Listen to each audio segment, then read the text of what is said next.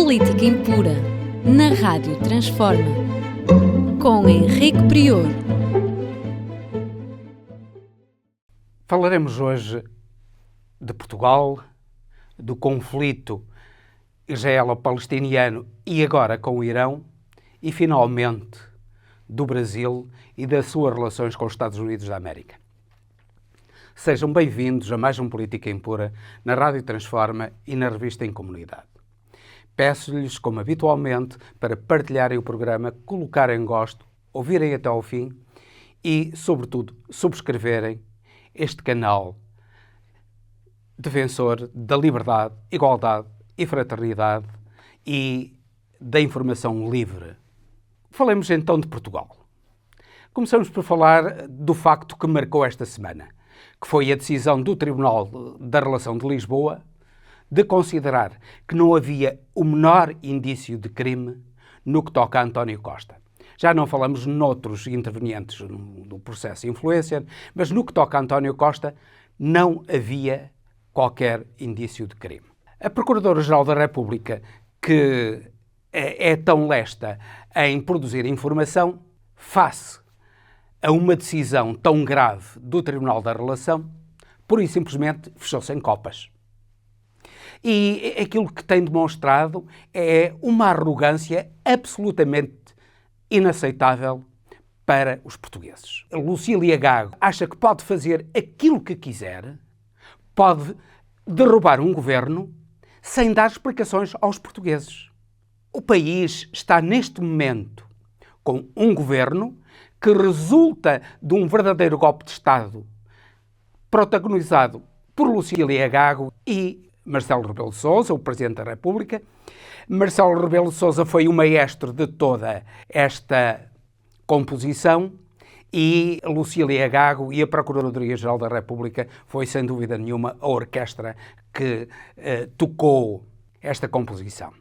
E esta composição deu naquilo que Marcelo queria.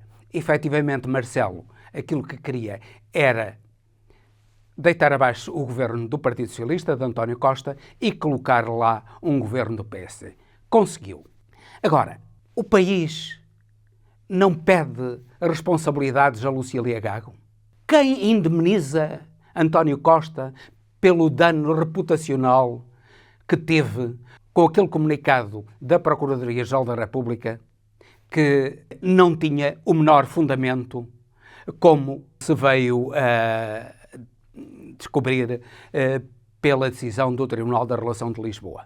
Quem indemniza António Costa pela perda do cargo de Primeiro-Ministro? Quem indemniza o PS pela perda da sua governação? Parece que fica tudo em águas de bacalhau e Lucília Gago e a Procuradoria-Geral da República deitam abaixo um governo sem o menor fundamento e tudo fica na mesma. É que nem sequer há um processo-crime contra Lucília Gago. Já falámos aqui que houve uma violação do segredo de justiça por parte da Procuradora-Geral da República.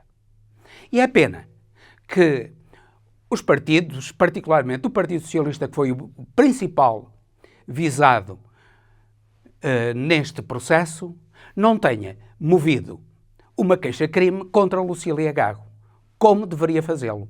Lucília Gago não está acima da lei. Lucília Gago também pode ser sujeita de um procedimento criminal e, para bem do país, o Partido Socialista, António Costa, deviam ter a coragem de mover procedimento criminal contra Lucília Gago, para que nunca mais, não é o caso só de António Costa, nunca mais qualquer português, desde o mais alto responsável do país ao simples cidadão, seja prejudicado como o foi por este comunicado de Lucília Gago. Temos agora um novo governo que o golpe de Lucília Gago e Marcelo conseguiu catapultar para o poder e percebe-se agora que tudo aquilo que este governo anunciou não passava de uma vigarice. Vigarice desde logo na baixa do IRS. anunciava que iria baixar o IRS de 1.500 milhões de euros, mas afinal de contas aquilo que se verificou é que baixa o IRS apenas de 173 milhões de euros, porque o resto já tinha sido baixado pelo Partido Socialista. Mas aquilo que pretendia efetivamente era a baixa do IRC. E esta manobra da baixa do IRS é apenas uma cortina de fumo para esconder a baixa do IRC. Montenegro chegou ao poder através da descarada mentira, através da simples aldrabice aos portugueses. E agora, como se isso não bastasse, ainda faz os portugueses de estúpidos, porque acaba por reafirmar que não houve engano nenhum, que não houve erro nenhum, que estava tudo conforme as promessas eleitorais. Será que são os portugueses que são tão estúpidos que não compreendem as vigarices de Luís Montenegro e do PSD e do governo da AD? Ou será que, afinal de contas, é Luís Montenegro e a AD que não têm o mínimo de respeito pelos portugueses e que, para eles, tudo vale desde que consigam atingir os seus fins. Isto é, os fins justificam os meios. E os meios podem ser todas as vigarices que eles consigam inventar.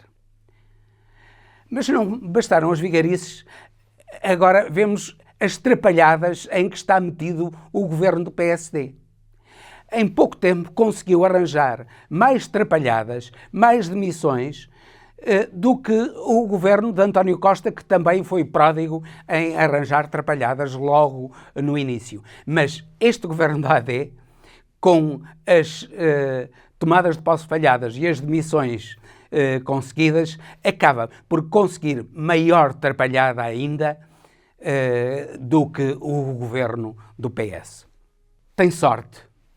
Tem muita sorte este governo da AD, porque não só herdou um equilíbrio orçamental, um superávit orçamental notável, o maior da democracia portuguesa, como também herdou outra coisa extremamente importante para o país e que não está a ser suficientemente referida. É que a balança de pagamentos do país, isto é, a diferença entre aquilo que o país recebe do estrangeiro e aquilo que o país paga ao estrangeiro, em bens e serviços e movimento de capitais, teve um superávit nunca antes alcançado de 1.600 milhões de euros. É algo de absolutamente notável para apenas o período de janeiro e fevereiro de 2024. Já no ano passado, em 2023, no mesmo período, até fevereiro de 2023, entre janeiro e fevereiro de 2023, tinha havido um superávit nas contas com o exterior de 418 milhões de euros. Mas esse superávit aumentou agora mais de 300%, quase 400%. É algo absolutamente notável que este governo de Luís Montenegro e da AD recebem. O que é que irá fazer com esta herança absolutamente notável que lhe deixou o governo do PS? Chegado ao fim, irá desbaratar esta herança, mas vai-se justificar com a pesada herança que terá recebido do governo do PS. O descaramento não lhes falta, como iremos ver no futuro. As notícias da guerra israelo-palestiniana e agora contra o Irão centraram-se esta semana num conflito direto entre o Irão e Israel. Esse conflito tem sido altamente dramatizado pelos meios de comunicação social, mas aquilo que podemos dizer é que está tudo sob controle. É um conflito sob controle. E sob controle porque o ataque do Irão a Israel foi comunicado primeiro aos Estados Unidos e foi negociado pelo diretor-geral da CIA, William Burns, no Emirato de Oman, com uma delegação iraniana. E William Burns deu luz verde ao ataque do Irão a Israel, com a condição de que só se dirigisse a alvos militares. Foi isso que sucedeu. O ataque atingiu alvos militares. A propaganda ocidental israelita fala em 99% de êxito, o que é perfeitamente caricato. Não havia a mínima possibilidade de cerca de 350 drones e mísseis serem 99% deles interceptados.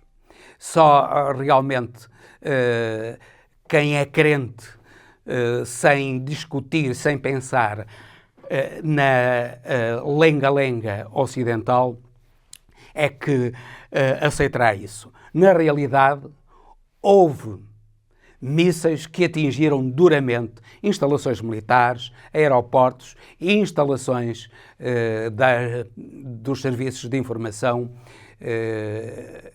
israelitas. E causaram graves danos nessas instalações.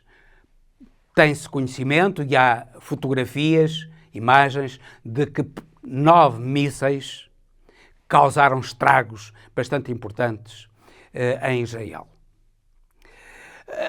Israel disse que iria retaliar de uma maneira estrondosa, não o fez, fê-lo de uma maneira calculada, de uma maneira quase combinada com os Estados Unidos e atacou agora instalações militares do Irão na belíssima cidade de Isfahan. Mas não atacou instalações nucleares, porque se atacasse instalações nucleares, o Irão já tinha informado que a guerra entraria noutro patamar. E houve uma contenção. A contenção levou a que o próprio Irão considerasse que não foi um verdadeiro ataque, foi apenas uma infiltração de Israel.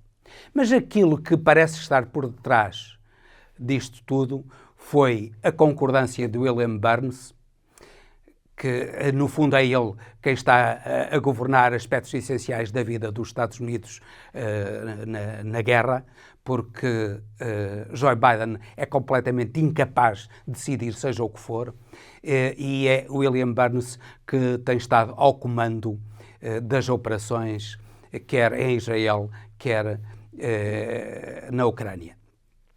E William Burns, no Oman, depois das conversações, acabou por dar luz verde para um ataque de Israel a Rafah. Vai ser uma carnificina. Israel vai levar a cabo não uma guerra contra o Hamas, mas uma guerra de terror. Uma guerra que matará de uma maneira bíblica, ao modo como a Bíblia dizia para os judeus fazerem aos seus inimigos, matará não só os velhos, as mulheres, as crianças e os animais. É esse terror bíblico que Israel pretende levar a cabo com o ataque que vai fazer a Rafah. Mas é curioso como é que depois de cometer tantos crimes de guerra, como é que depois de ignorar e apoucar sucessivas decisões das Nações Unidas, Israel vai recorrer à ONU para que condene o Irão pelo ataque, o ataque retaliador apenas, porque Israel é que começou com os ataques, atacando o território que não é propriamente de propriedade, mas é assim de uso do Irão na Síria, que foi o consulado iraniano em Damasco. Ora, nunca reconhecendo qualquer autoridade à ONU, quando lhe interessa, vai recorrer à ONU para condenar os seus adversários. É este o comportamento cínico de Israel, que é suportado pelos Estados Unidos, que agora, face a uma proposta de reconhecimento da ONU do Estado palestiniano, que foi aceite por todos os membros do Conselho de Segurança, exceto os Estados Unidos vetaram o reconhecimento do Estado palestiniano por parte do Conselho de Segurança das Nações Unidas. Mas, certamente, que deram luz verde e dão dinheiro e dão armas para que Israel leve a cabo o seu massacre, os seus crimes sobre o povo palestiniano. Hoje, sábado, são aprovados mais de 26 mil milhões de euros de ajuda ao Estado israelita por parte dos Estados Unidos. É isto que os Estados Unidos estão a fazer no contexto mundial. Apoiar quem comete crimes de guerra, como é o caso de Israel. Mas não vai adiantar muito a Israel. Israel não aguentará esta guerra desde que ela se prolongue por muito tempo. Já são muitos meses. E só no último trimestre de 2023, a economia israelita teve uma recessão de 19,4%. Não se sabe qual a recessão que teve no primeiro trimestre de 2024. Mas também será uma recessão profunda. E com recessões sobre recessões, que levam inclusivamente a Standard & Poor's a baixar o rating da economia israelita de A+ para AA-, mostrando que há um perigo de solvabilidade por parte de Israel. Isso vai tornar muito difícil que Israel aguente uma guerra prolongada. E vejamos as condições é que uma guerra prolongada se poderá desenvolver. Israel tem qualquer coisa como cerca de 20 mil km². Imaginemos o Alentejo, pois é 3/4 partes apenas do Alentejo. Tem 10 milhões de habitantes. O Irão tem 1.600 milhões de km². Só a cidade de Teherão, a grande Teherão, tem tantos habitantes como todo o Israel. Neste momento, o Irão é já uma grande potência económica. Tem um PIB per capita que ultrapassa os 20 mil euros, o que para o Oriente é um excelente PIB per capita. E, portanto, o Irão pode ele próprio suportar uma guerra prolongada, pode apoiar as organizações que dele dependem, nomeadamente o Hezbollah, para além do Hamas, o Hezbollah e os Houthis, numa guerra de desgaste que Israel não irá suportar.